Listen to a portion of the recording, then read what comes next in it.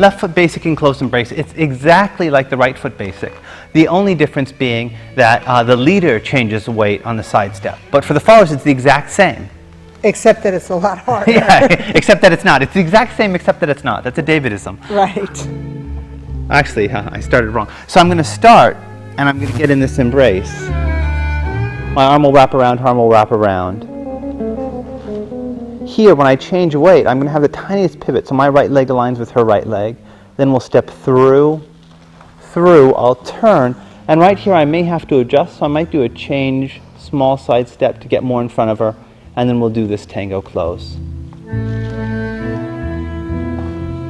Again, exact same as the right foot basic.